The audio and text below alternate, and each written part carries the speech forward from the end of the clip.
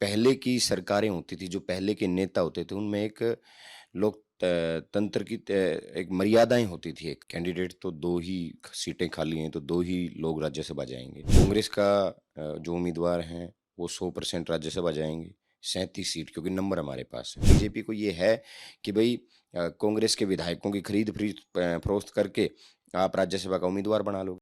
है जिस तरह से हरियाणा में पहले तो 2 कैंडिडेट थे, एक तो कांग्रेस और एक बीजेपी की तरफ से, बट एक तीसरा निर्दलीय कैंडिडेट भी जो खड़ा किया गया है। ऐसे कयास लगाए जा रहे हैं कि अ, बीजेपी तो सपोर्ट कर ही रही है, बट कांग्रेस से भी कुछ अंदर खाने चल रहे हैं। ऐसा कितना सच है और आपके कैंडिडेट पे आपको कितना भरोसा है? देखिए कैंडिडेट तो 2 ही सीटें खाली हैं, तो 2 ही लोग राज्यसभा जाएँगे। जी। कांग्रेस का जो उम्मीदवार हैं, वो 100% राज्यसभा जाएँगे, 37 सीट क्योंकि नंबर हमारे पास है। बीजेपी का कौन-सा उम्मीदवार जाएगा? दोनों बीजेपी के हैं, निर्दलीय का तो सिर्फ़ एक नाम है और वो बीजेपी के टिकट पे चुनाव लड़ चुके हैं, पार्टी के प्रदेश के उपाध्यक्ष हैं और बीजेपी के 7 विधायकों ने निर्दलीयों के अलावा 5 बीजेपी के और 2 इनेलो के विधायकों ने प्रस्ताव पास किया है और जो 5 विधायक बीजेपी के, 2 इनेलो के और 3 निर्दलीयों ने यानी 10 प्रस्तावक उसके पास हैं, तो ज़ाहिर-सी बात है, उसको जो बचे हुए 22 वोट हैं, जिसके ऊपर वो उम्मीद कर रहे हैं, वो 22 वोट बीजेपी के ही तो हैं, तो और किसके हैं? तो इससे एक बात साबित होती है कि जो पहले की सरकारें होती थी, जो पहले के नेता होते थे, उनमें एक लोक तंत्र की एक मर्यादाएँ होती थी एक लोकतंत्र में। राजनीतिक पार्टियों में, राजनीतिक लोगों में एक मर्यादा बनी रहती थी। आज वो मर्यादा खत्म हो चुकी है। नंबर जब ये तय है कि नंबर कांग्रेस के पास है, नंबर बीजेपी के पास है, तो 2 राज्यसभा के मेंबर बनेंगे। तो बीजेपी तीसरा उम्मीदवार लेके किस लिए आई है? हालाँकि कोई बड़ी बात नहीं है, पिछले 5-6 साल से, 7-8 साल से एक ऐसा खेल खेला जा रहा है, विपक्ष की सरकारें तोड़ी जा रही हैं, विपक्ष के विधायकों को खरीदा जा रहा है, पैसे का, धन बल का राजनीति में बहुत ज़्यादा प्रचलन शुरू हो गया है।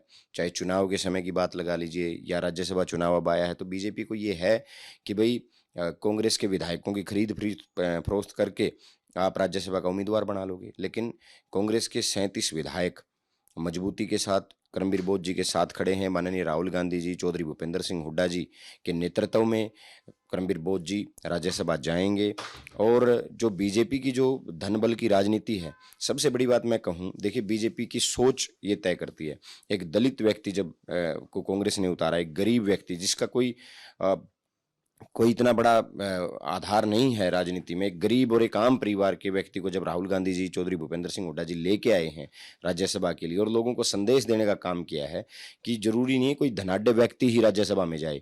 यहाँ ऐसे लोग भी जा सकते हैं। ये कांग्रेस ने एक बहुत अच्छा प्रचलन शुरू किया है। उसके बावजूद बीजेपी एक ऐसे व्यक्ति को लेके आई जो धन बल की राजनीति करते हैं, जो सोचते हैं हम लोकतंत्र में हम विधायकों को खरीद लेंगे, खरीद फरोख्त करके अपना सांसद बना लेंगे। तो ये एक सोच है कि दलित का अपमान लगातार बीजेपी जो आज तक करती आई है और एक बार फिर बीजेपी ने साबित कर दिया कि दलितों की उनको कोई ज़रूरत नहीं है।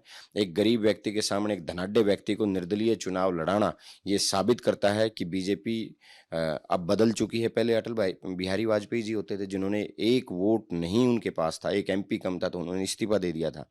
आज 10 वोट की ज़रूरत है आपको और 10 वोट आप लगातार खरीद-फरोख्त करने का प्रयास कर रहे हैं, लगातार तोड़ने का प्रयास कर रहे हैं, तो मतलब ये बात तय है कि बीजेपी लोकतंत्र में विश्वास नहीं करती, धन-बल की राजनीति करती है, दलितों का अपमान करती है। लेकिन माननीय राहुल गांधी जी के नेतृत्व में, चौधरी भूपेंद्र सिंह हुड्डा के नेतृत्व में कांग्रेस 100% 37 हमारी वोट हैं, 37 से ज़्यादा वोट करमबीर बोस जी को डलेंगे। अ, अगर हम नेशनल मुद्दे पे आए, देश में आप देख रहे हो जो इंडो पता चल रही है, तेल के अभी अभी हो रहे हैं कि पेट्रोल पंप्स पे भी काफ़ी भीड़ लग रही है। हालाँकि कल हरदीप पुरी ने बोला कि अफ़वाह फैलाई जा रही है, हमारे पास सब कुछ स्टॉक है। अब प्रधानमंत्री जी भी आज मिले हैं हरदीप पुरी से और काफ़ी लोगों से। कैसे देखते हैं आप इस पूरे सिचुएशन को देश में?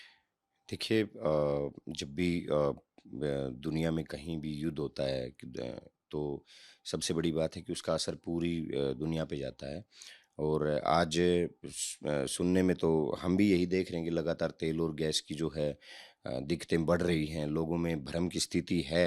हालाँकि ये सरकार ही बता सकती है उनके पास कितना स्टॉक है, लेकिन जो हमारी विदेश नीति है, जो सरकार का सिस्टम है, वो कंप्लीटली फेल्योर है और सरकार ना लोगों को ये बता पा रही है, लोगों को विश्वास दिला पा रही है कि उनके पास पर्याप्त मात्रा में तेल और गैस है। हालाँकि लगातार सुन रहे हैं, मैं कल ही बैंगलोर का सुन रहा था कि बैंगलोर में, कर्नाटक में भी और दूसरे आपके और स्टेट्स हैं, यहाँ हरियाणा में भी सुन रहे हैं, पंजाब में भी सुन रहे हैं, वहाँ भी काफ़ी किल्लतें चल रही हैं और सरकार को स्थिति स्पष्ट करनी चाहिए।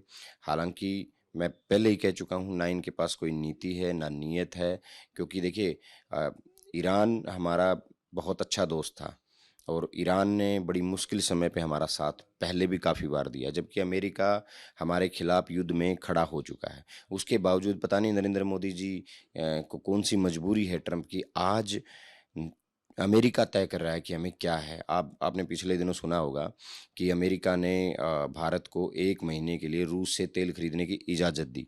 जो रशिया हमारा इतना पुराना दोस्त है, जिसके साथ भारत के बहुत मजबूत संबंध पुराने समय से रहे हैं, उससे तेल खरीदने की इजाज़त हमें अमेरिका दे रहा है।